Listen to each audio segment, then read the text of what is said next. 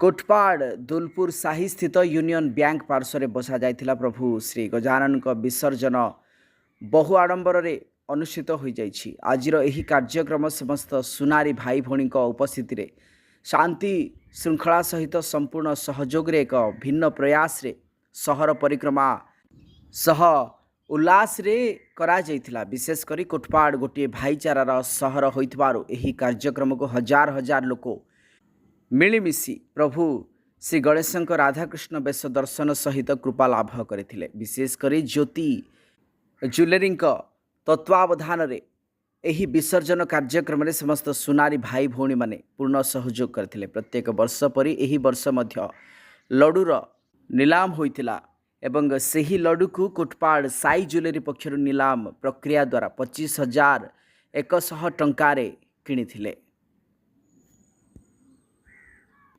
कोटपाड़ू Vijay Kumar Mishra report, Prayag Khabar.